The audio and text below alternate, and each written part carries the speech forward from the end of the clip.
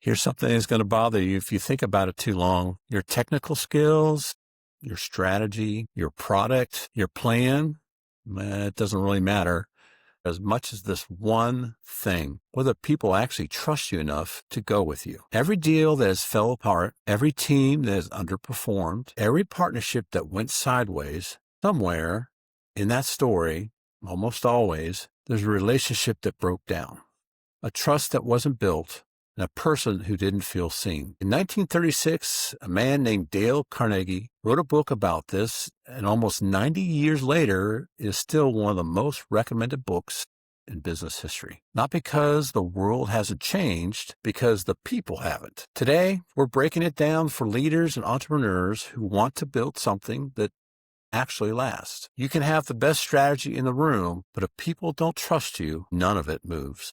So pull up a chair, grab a cup of coffee, let's get started.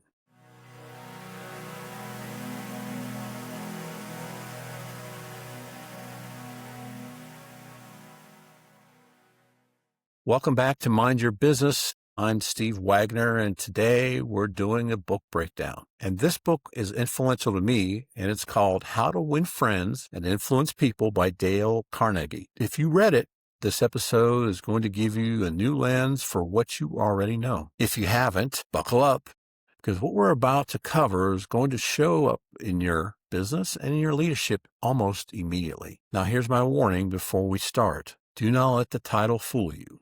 This is not a networking book. This is not about being likable. This is about something much more serious, much deeper. It's about understanding human nature well enough to lead it. And that is a skill that will separate you from the vast majority of business owners and leaders you'll ever compete with. Now, before I get started into the principles, I want to answer the obvious question. Why are we talking about a book that was written in 1936?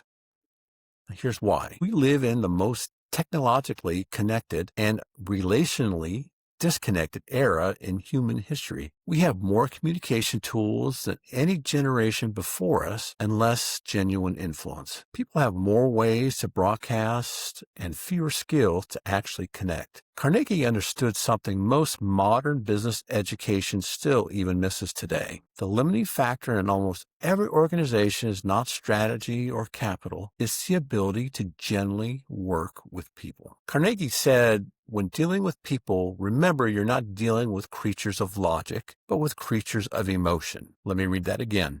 Creatures of emotion. Not irrationality, emotion. Meaning the felt experience of interaction matters as much as often even more than the logical content. Leaders who ignore this build organizations that technically function but never fully ignite. Leaders who master this build teams that will run through walls for them. That's the stakes. Let's get into the principles.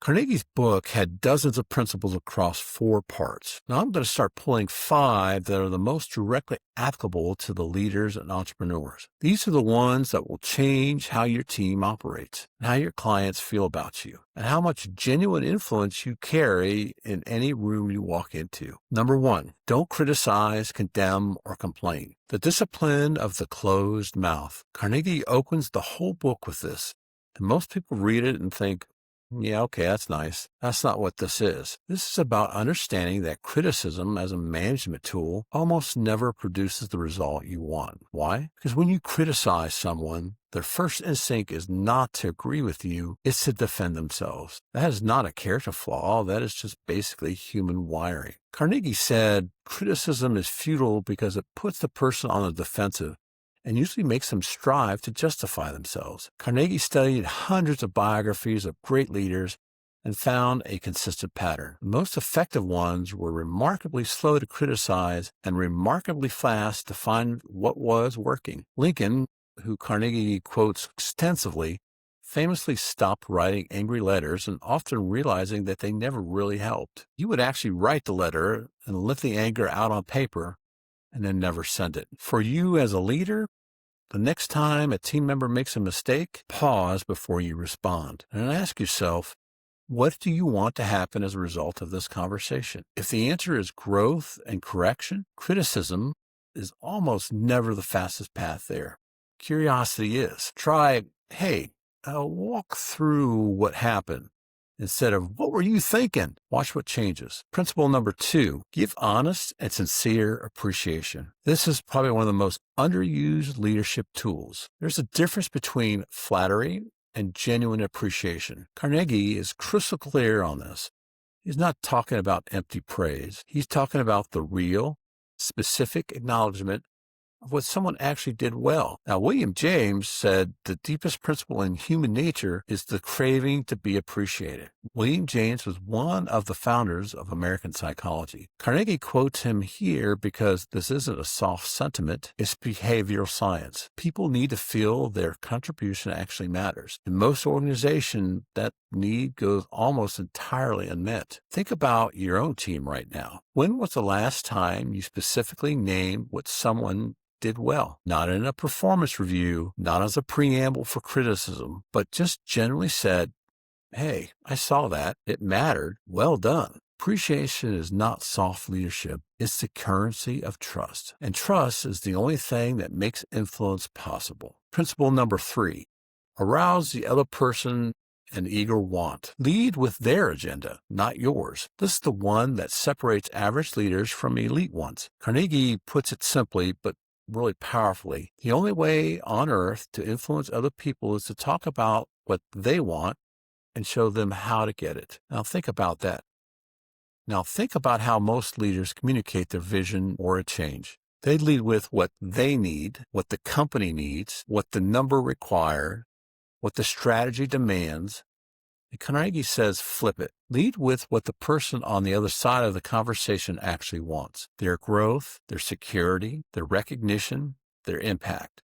And then show them how your asking connects to that. This is not manipulation. This is translation. You're not changing the destination. You're putting the message in a language that actually lands for the person who's receiving it. The most persuasive leaders I've ever studied or observed all do this instinctively. They walk into a conversation already knowing the other person's priorities, and they connect every ask to those priorities. And when you do that consistently, you stop having to push people, and they start pulling themselves towards the goal. Principle number 4, become genuinely interested in the other people. This is actually a competitive advantage that nobody ever talks about. Now, here's the one that will sting a little if you're honest with yourself. Carnegie says the fastest way to build a relationship is not to be interesting, but actually to be interested, genuinely, authentically curious about the person in front of you. Carnegie said, you can make more friends in 2 months by becoming interested in the people than you can do in 2 years by trying to get other people interested in you. 2 months versus 2 years.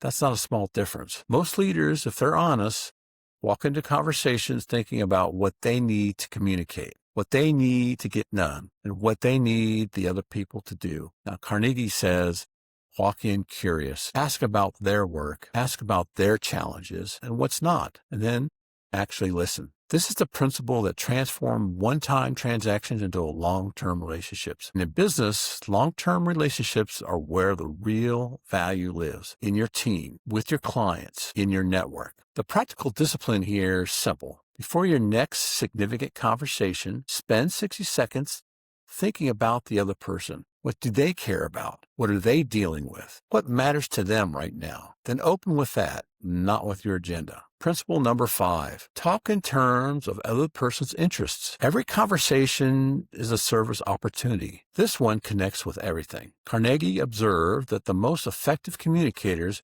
whether selling or leading or negotiating or simply connecting, always anchored their message in the other person's world. Theodore Roosevelt, Carnegie profiles as a master of this, would research every visitor before they arrived at his office. He'd found out what they cared about, what they worked on, and what they were proud of. And he'd open that conversation there.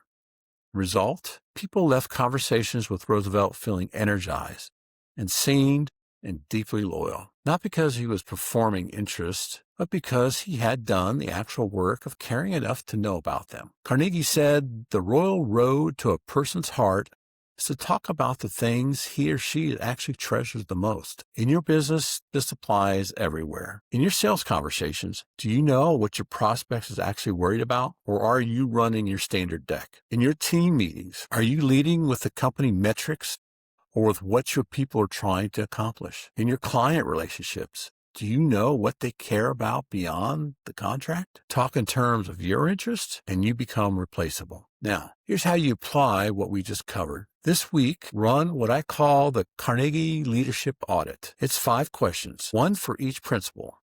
Honest answers only. Question number 1. In the last 2 weeks, did I criticize someone when I could have stayed curious? Who was that person and how? Question number 2. Who on my team or in my network gave me something real this week?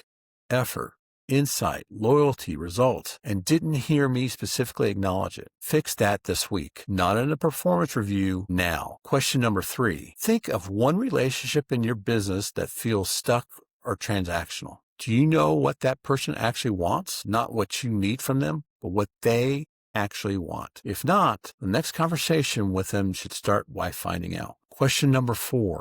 When was the last time you asked more questions than when you gave answers in a leadership conversation? Now I want you to track this week. The ratio will tell you everything. Question number 5. Walk into your most important meeting this week with their agenda already written out in your head before your own. Just try it once and see what happens to the room. People don't follow the smartest person in the room. They follow the one who makes them feel most understood. That's the Carnegie thesis, 90 years compressed into one sentence. And it's true today as it was in 1936, maybe even more true because it is rarer. Carnegie wrote this book during the Great Depression. People had lost everything: money, jobs, security, and what he found was that the people who came back, who rebuilt, who led others through the worst of it, were almost universally people who had mastered this one skill: the ability to make other people feel genuinely valued. That's not a soft skill. In a crisis, in a turnaround, in a startup, in a scaling business, that ability to make people feel valued is the hardest and the most important skill on the board. So here's the challenge. Pick the one person in your life, in your team or your family, a client, a collaborator, and this week, apply every principle we talked about to one conversation with them.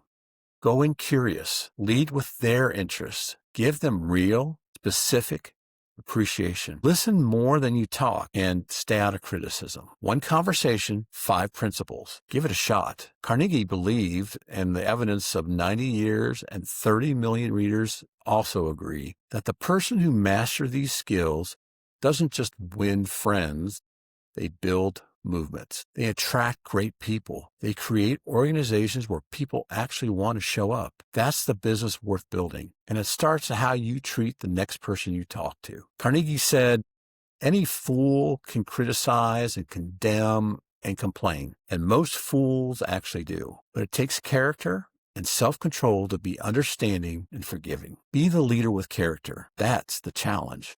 That's it for today's episode. If you got something out of this, share it with a leader you know who needs to hear it. And if you haven't read Carnegie's book, go get it. It's 90 years old and it still outperforms 90% of the leadership content published this year. Leave a review if the show is adding value to your life. It helps more people find us. I'm Steve Wagner, and this is Mind Your Business. Go out and build something great and take someone with you, and keep your mindset strong.